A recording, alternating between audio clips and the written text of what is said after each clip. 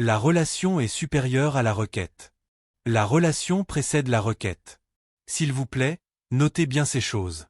Qu'elles gouvernent votre vie de prière.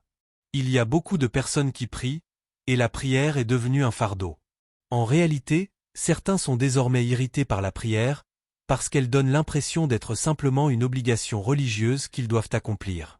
Ils ne voient pas la puissance de la prière. Celui qui vous parle est celui à qui vous priez, celui qui a pris une forme corporelle pour vous enseigner comment prier. Écoutez donc ce qu'il dit, le désintéressement, la relation, et ensuite, troisièmement, qui est aux cieux. Il doit donc exister une conscience selon laquelle, lorsque vous allez prier, vous vous connectez à une dimension supérieure. Dans le lieu de la prière, vous n'êtes pas censé surestimer votre crise. Le simple fait de vous agenouiller pour prier devrait déjà être une déclaration que vous avez pris de la hauteur par rapport à votre situation, parce que vous accédez à une dimension supérieure. Vous entrez dans un royaume supérieur à celui de votre crise. Tout cela relève de la conscience. Si vous allez prier et que vous demandez à Dieu d'arrêter l'insécurité au Nigeria, pendant que vous priez, vous devez être conscient que le royaume que vous consultez est capable, et que devant ce royaume, l'insécurité n'est rien.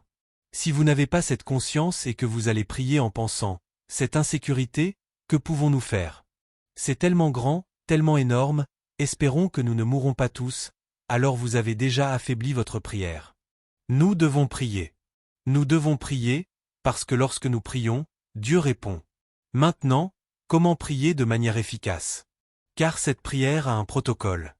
Je vous ai dit que l'intensité est inutile si elle n'est pas accompagnée d'efficacité. La dimension efficace vient avant la dimension intense. La prière fervente est efficace, il est inutile de prier avec ferveur si vous ne priez pas efficacement. Nous devons donc examiner les Écritures pour découvrir comment prier efficacement. Et le Maître lui-même est celui qui nous a enseigné comment prier, afin que nous ne manquions pas notre objectif chaque fois que nous prions, dans Matthieu chapitre 6 du verset 5 au verset 13. Dans les 3 premiers versets, Jésus nous montre ce sur quoi il ne faut pas se concentrer lorsque nous prions.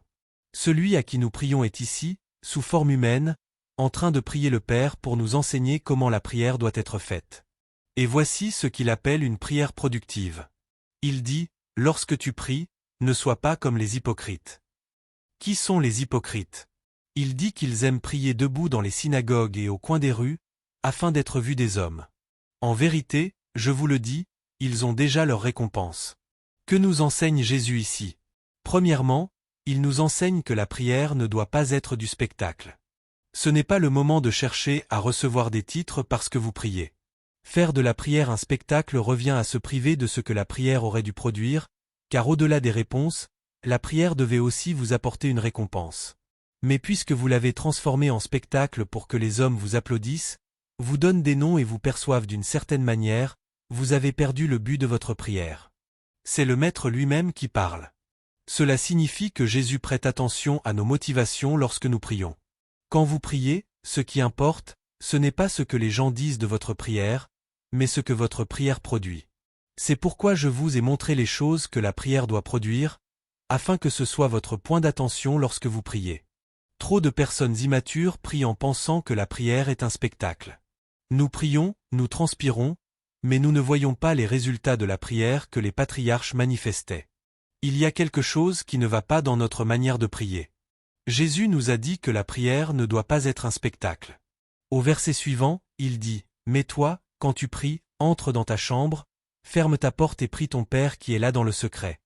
Et ton Père, qui voit dans le secret, te le rendra publiquement. » Quel est le deuxième point que Jésus enseigne ici ? Il dit que la prière doit être sacrée. La prière ne doit pas perdre son essence sacrée. C'est une entreprise sainte. Il ne dit pas nécessairement que chaque fois que vous priez, vous devez vous cacher, mais il vous enseigne à ne pas laisser les activités humaines corrompre le caractère sacré de votre interaction. Vous parlez à un Dieu saint. C'est pourquoi il dit « Ton Père qui est dans le secret ». Ne rendez donc pas votre prière profane. La plupart des prières que nous faisons ne sont pas sacrées. Elles ne sont pas saintes. Nous ne prions pas comme si nous nous adressions à un esprit saint, nous prions comme si nous accomplissions des rituels religieux. Et c'est pourquoi nos rituels sont des rituels morts. Ne faites pas de vos prières des rituels. Qu'elles soient sacrées. La prière ne concerne pas l'activité, mais l'essence. Jésus nous enseigne que notre prière ne doit pas être centrée sur les actions, mais sur les sens. Vous parlez à un esprit saint, vous vous adressez à un être sacré. Ainsi, le caractère sacré de la prière est plus important. Il suffit d'écouter la manière dont certains parlent en priant pour comprendre d'où ils prient. On dirait qu'ils prononcent un discours politique, disant tout et diluant tout, sans même montrer du respect pour celui à qui ils parlent. Ce n'est pas sacré. Troisièmement, Jésus continue au verset 7. Quand vous priez, ne multipliez pas de vaines paroles comme les païens, car ils s'imaginent qu'à force de paroles ils seront exaucés. Jésus ne dit pas que nous ne devons pas prier longtemps. Je vais vous montrer l'accent qu'il voulait mettre pour que nous évitions certaines choses. Il dit ensuite, ne leur ressemblez donc pas, car votre Père sait de quoi vous avez besoin avant que vous le lui demandiez. Que nous enseigne Jésus ici? Il nous dit que lorsque nous allons prier, nous ne devons pas y aller avec la mentalité de parler à un Dieu qui n'entend pas et qui ne répond pas. Il dit que lorsque nous allons prier, nous devons y aller avec la conscience que nous parlons à un Dieu vivant, qui non seulement répond, mais qui est déjà au courant de ce que nous voulons demander, et qui est disposé à répondre avant même que nous ne demandions. Il y a des personnes qui prient mais n'attendent aucune réponse. En réalité, lorsqu'elles prient et qu'une réponse arrive, elles sont surprises. C'est pourquoi elles parlent énormément en priant. Elles remplacent l'absence d'attente de réponse par de l'activité, afin que, même si aucune réponse ne vient, au moins on soit impressionné par la manière dont elles ont prié. Jésus dit non. Lorsque vous allez prier, ôtez de votre esprit l'idée que votre prière ne sera pas exaucée. Ayez la conviction qu'elle sera entendue et qu'elle recevra une réponse. Voilà donc 3 choses que Jésus nous demande d'éviter. Premièrement, évitez le spectacle. Deuxièmement, évitez de corrompre la prière, car elle doit rester sacrée. Et troisièmement, ne pas prier avec la pensée que rien ne se passera. Il dit que lorsque nous prions, nous devons avoir la conscience que quelque chose doit se produire, parce que notre Père, qui est capable, nous entend et connaît déjà ce que nous voulons demander avant même que nous commencions à prier. Lorsque ce fondement est posé, Jésus dit, après cela, priez de cette manière. Il commence alors à montrer ce que Dieu considère dans les prières auxquelles il répond. Il dit, après cette manière, il ne dit pas de répéter une prière mot pour mot. Jésus n'a pas dit d'aller réciter « Notre Père qui es aux cieux » comme une formule. Il a dit de prier selon ce modèle, ce qui signifie que c'est ainsi que la prière doit être structurée. Toute personne qui veut prier efficacement doit organiser sa prière de cette façon. Il commence par « Notre ». Jésus nous enseigne ainsi que les prières efficaces ne sont pas égoïstes. Il serait possible de dire « Mon Père », mais il dit « Notre ». Cela signifie que l'entreprise de la prière dépasse vos besoins personnels. Vos besoins viendront plus tard, mais ne commencez pas par eux, sinon vous réduirez la portée de votre prière. Dieu sait que vous devez prier pour vos besoins, et Jésus en a parlé, mais ce n'est pas le point de départ. Il dit que lorsque vous allez prier, commencez par « Notre », adoptez une attitude de désintéressement, une disposition d'amour pour le corps et pour la nation dans laquelle vous vous trouvez. La prière efficace commence par « Notre ». Si vous lisez votre Bible, elle est remplie de cette dimension de désintéressement dans la prière et de la puissance qu'elle renferme. Dans Jacques 4 versets 1 à 3, il est dit « D'où viennent les luttes et les querelles parmi vous? Ne viennent-elles pas de vos passions qui combattent dans vos membres? Vous convoitez et vous ne possédez pas. Vous êtes meurtriers et envieux, et vous ne pouvez obtenir. Vous avez des querelles et des luttes, et vous ne possédez pas parce que vous ne demandez pas. Vous demandez et vous ne recevez pas, parce que vous demandez mal, dans le but de satisfaire vos passions. Ainsi, toute personne qui veut prier et recevoir des réponses en tout temps doit se débarrasser de l'égoïsme. Les prières efficaces sont désintéressées. Notre Père, voilà comment Jésus commence la prière. Ce désintéressement est si important que Jésus a même dit, à un moment donné, de prier pour ses ennemis. Lorsqu'un homme se présente devant Dieu avec un cœur désintéressé, tout ce qu'il prononce reçoit une réponse. Le premier élément d'une prière efficace est le désintéressement. Deuxièmement, Jésus dit « Père, notre Père ». Cela signifie que la prière est une relation. Vous ne venez pas simplement devant Dieu avec une liste de courses en disant « Seigneur, fais ceci, fais cela », comme si vous donniez des ordres à un serviteur chargé de vous approvisionner. Pour être efficace dans la prière, il faut venir avec l'intention de construire une relation. C'est pourquoi vous vous approchez de lui comme d'un père. Cela signifie que la relation précède la demande. Si la demande vient avant la relation, alors vous avez inversé le protocole. Vous comprenez ainsi pourquoi il n'est pas nécessaire de parler beaucoup pour obtenir beaucoup, car il y a un ordre à respecter.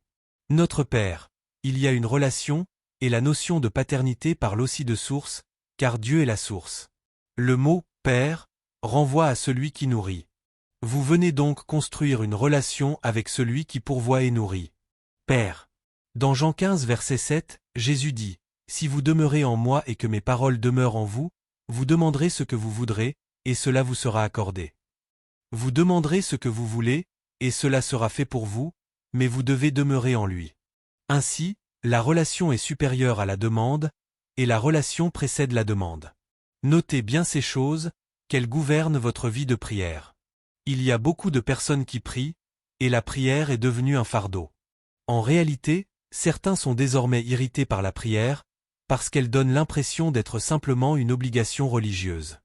Ils ne voient pas la puissance de la prière. Celui qui vous parle est celui à qui vous priez, celui qui a pris une forme corporelle pour vous enseigner comment prier. Il dit donc, le désintéressement, la relation, et troisièmement, qui est aux cieux. Cela signifie qu'il doit y avoir une conscience que lorsque vous priez, vous vous connectez à une dimension supérieure. Dans le lieu de la prière, vous ne devez pas surestimer votre crise. Le simple fait de vous agenouiller pour prier devrait déjà être une déclaration que vous avez pris de la hauteur par rapport à votre situation, parce que vous accédez à une dimension supérieure. Vous entrez dans un royaume supérieur à celui de votre crise. Tout cela relève de la conscience. Si vous allez prier pour que Dieu mette fin à l'insécurité au Nigeria, vous devez être conscient que le royaume que vous consultez est capable, et que devant ce royaume, l'insécurité n'est rien. Si vous n'avez pas cette conscience et que, pendant que vous priez, vous pensez, que pouvons-nous faire face à cette insécurité? C'est tellement grand, tellement énorme. Alors vous avez déjà affaibli votre prière. Espérons que nous ne mourrons pas tous. Vous avez ainsi affaibli votre prière. Vous avez reçu accès à une dimension supérieure. Il doit donc y avoir de la foi dans votre cœur lorsque vous priez. La Bible dit que celui qui s'approche de Dieu doit croire qu'il existe et qu'il est le rémunérateur de ceux qui le cherchent avec diligence. Hébreux 11 verset 6.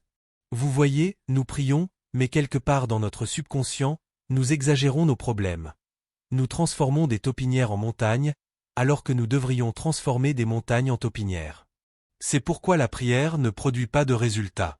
Quelqu'un atteint d'un cancer va prier, mais il ne croit même pas vraiment qu'il se passera quelque chose, parce que dans son esprit il a déjà conclu que le cancer est une condamnation à mort. Alors pourquoi prier? Autant se préparer à mourir. Vous allez prier parce que vous savez que dans la dimension où vous entrez, le cancer n'est pas un problème. Jésus dit que si vous pouvez avoir cette compréhension, vous verrez la puissance de la prière, vous la verrez. Ainsi, l'élément de foi, la conscience que Dieu est plus grand que votre problème, que la dimension à laquelle vous accédez est supérieure à la vôtre, voilà ce qui rend la prière efficace. Il ne s'agit pas seulement de parler en langue, de crier en langue ou de transpirer. S'il n'y a pas de désintéressement, s'il n'y a pas de relation, s'il n'y a pas de foi, la prière sera inutile. Notre Père qui es aux cieux. Ensuite, quatrième point, que ton nom soit sanctifié. Le quatrième élément d'une prière efficace est la révérence envers Dieu. Il suffit d'observer la manière dont certains prient. Ils prient tout en répondant à des messages WhatsApp, et ils prétendent prier pour une nation. Ce qu'ils n'oseraient pas faire devant un homme, ils le font devant Dieu. Regardez ceux qui ont de la puissance sur l'autel, observez leur manière de prier. Certains s'allongent, incapables même de lever les yeux. La révérence parle plus fort que leurs paroles. Ce sont ces choses qui ont de la puissance dans le ciel. Je revenais de Lagos, je voulais manger, ma jambe était posée sur la chaise, et j'ai dit, « Père, bénis ceci. » Immédiatement, quelque chose a frappé mon esprit. À qui es-tu en train de parler? Tu bénis de la nourriture, au nom de qui, avec ta jambe sur la chaise? J'ai immédiatement demandé pardon, parce que lorsque Dieu a commencé à m'enseigner la puissance de la prière, c'est alors qu'il m'a ouvert à cette écriture, après cette manière, priez. Nous manquons de conscience. Quelqu'un prie et veut montrer aux autres qu'un homme de prière est présent, même devant Dieu. C'est pourquoi vous voyez tant de démonstrations d'arrogance. Et après avoir fini, nous exhibons notre sueur comme un trophée. Allez observer ceux qui font trembler les montagnes, ils tremblent même devant Dieu. Si votre prière ne vous a pas enseigné la révérence envers Dieu, alors vous ne l'avez jamais rencontré. Lisez votre Bible, vous ne trouverez aucun homme qui ait rencontré Dieu debout. Dès qu'il le voyait, il tombait face contre terre. Ézéchiel le vit et tomba face contre terre.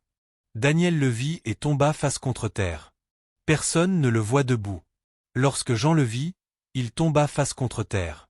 Même les 24 anciens, qui sont dans le ciel depuis des temps immémoriaux, tombent face contre terre. Et nous prions les mains dans les poches comme si nous parlions à nos collègues.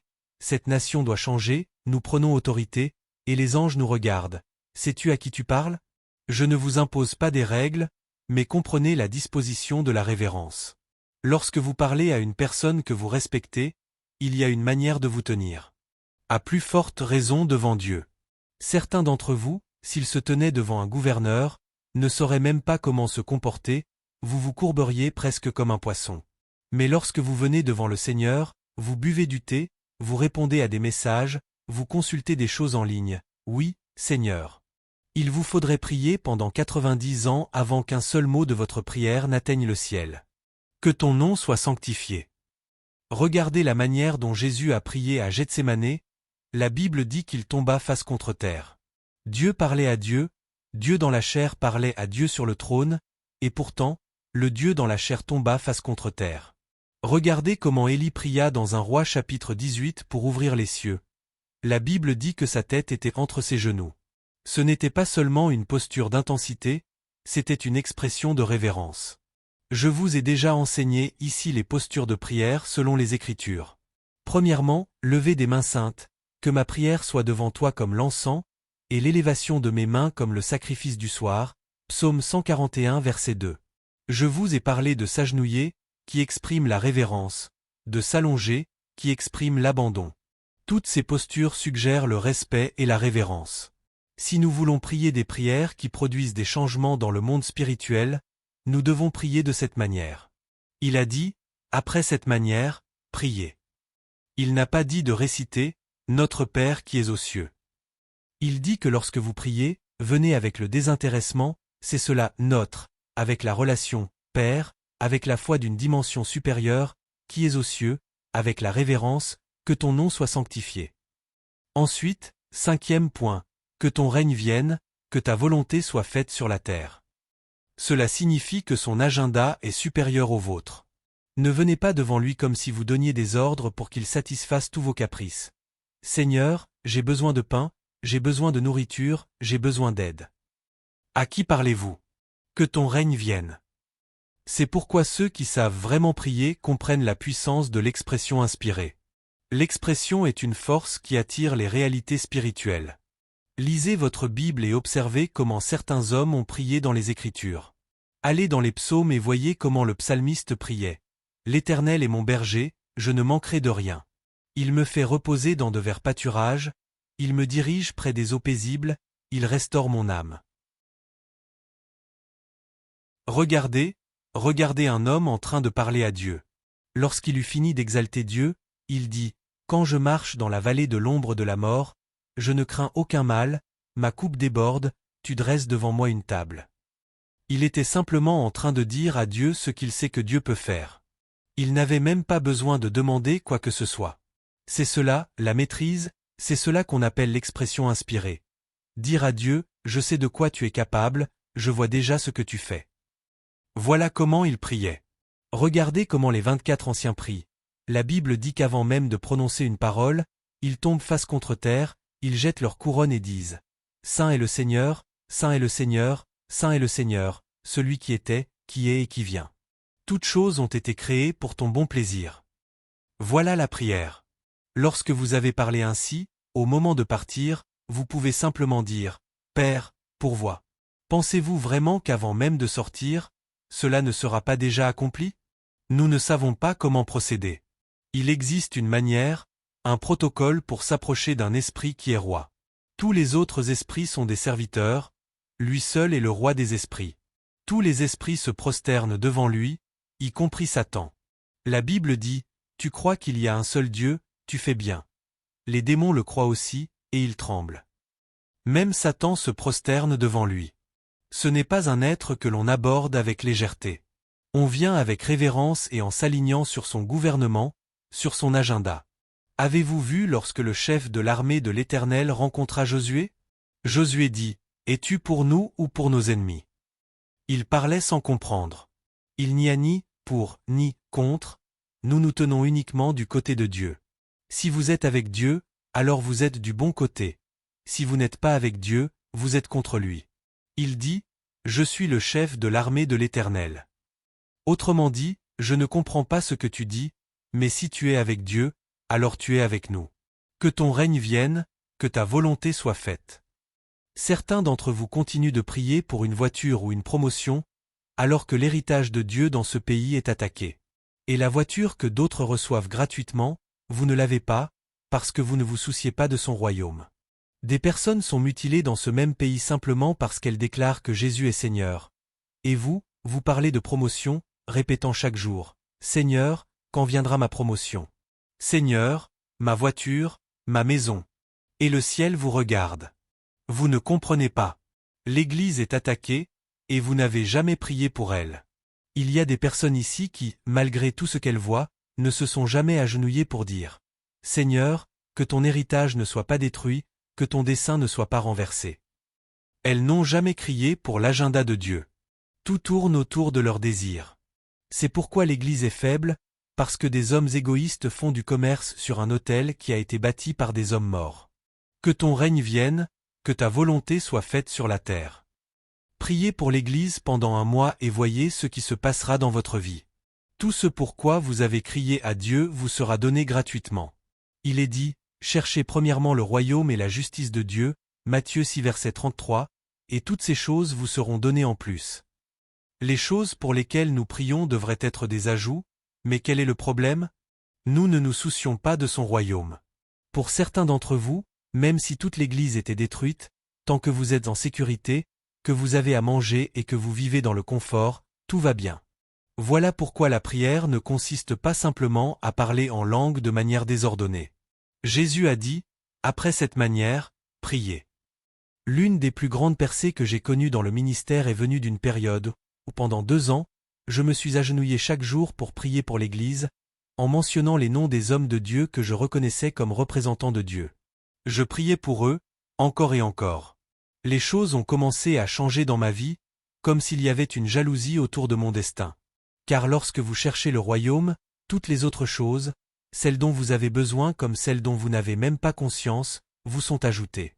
Voilà l'ordre de prière que Jésus a établi. Ensuite, il est dit que l'Église doit prier, et qu'elle doit prier correctement. Après avoir établi tout cela, le désintéressement, la relation, la foi, le royaume de Dieu, alors vous pouvez demander, « Donne-nous aujourd'hui notre pain quotidien. » Ce n'est pas mauvais de demander votre pain quotidien, cela fait partie de la prière, mais cela vient après avoir servi son royaume. Alors seulement vous pouvez vous occuper de votre propre domaine. Dans la prière, nous servons d'abord le domaine divin, puis la divinité prend soin de notre domaine. Donne-nous aujourd'hui notre pain quotidien. Il est dit, je n'ai point appelé la descendance de Jacob à me chercher en vain. Lorsque nous prions, il pourvoit, oui, il pourvoit. Il ne peut pas se renier lui-même, il pourvoira. Ensuite, pardonne-nous nos offenses comme nous pardonnons à ceux qui nous ont offensés. Il s'agit de la droiture, d'une juste position. Puis, ne nous conduis pas dans la tentation, mais délivre-nous du mal. Lorsque vous priez de cette manière, alors le résultat se manifeste dans votre vie. Le royaume, la puissance et la gloire lui appartiennent. Si le monde doit voir le royaume, la puissance et la gloire dans nos vies et dans nos assemblées, alors nous devons prier, et nous devons prier correctement. Délivre-nous de la tentation, ne nous conduis pas dans la tentation, mais délivre-nous du mal. Il y a du mal dans le monde dans lequel vous marchez. Le psalmiste dit, « Combien nombreux sont ceux qui s'élèvent contre moi. Mais toi, ô Éternel, tu es un bouclier pour moi, ma gloire, celui qui relève ma tête. » Le monde est dans les ténèbres, rempli de mal et d'hommes méchants. Mais la Bible dit que lorsqu'ils ont prié, ils ont dit, « Étends ta main, étends ta main. Étends-la, étends-la. » Vous savez pourquoi ils priaient ainsi dans Actes 4 verset 30? Parce que dans Exode 4 verset 20, il est dit « J'étendrai ma main et je frapperai l'Égypte. » Étends ta main. Le temps est venu où la prière de l'Église apportera la provision et l'abondance, la délivrance de la tentation et la délivrance du mal. Mais cela n'arrivera pas tant que l'Église ne priera pas efficacement. Saint, Saint, Saint es-tu, Seigneur. Saint, Saint, Saint es-tu, Seigneur. Nous allons prier pendant 5 minutes.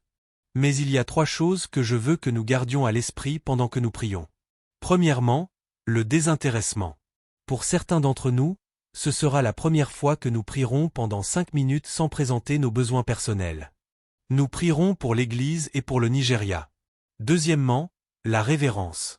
Pour certains d'entre nous, ce sera la première fois que nous prierons Dieu comme si nous parlions réellement à Dieu, et non à un collègue. Certains ne se sont jamais agenouillés ni allongés pour prier. Pour eux, la prière est une activité rapide, expédiée parce qu'ils sont occupés par d'autres choses. Et pour certains, ils n'ont jamais vraiment prié simplement pour honorer Dieu, que ton nom soit sanctifié.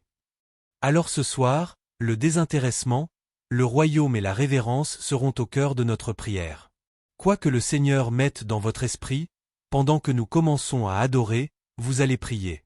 Pour certains, le Saint-Esprit vous conduira à vous allonger pour la première fois. Ce n'est pas une règle, c'est une expression de révérence. Pour d'autres, le Saint-Esprit vous conduira à vous agenouiller, et vous ne crierez même pas. Peut-être murmurerez-vous simplement « Pardonne-moi, Seigneur, pour mon arrogance au nom de l'Église. » D'autres encore prieront « Seigneur, que ton règne vienne, oubliant pour la première fois leurs propres préoccupations dans la prière. Êtes-vous prêt à prier? Commencez à prier.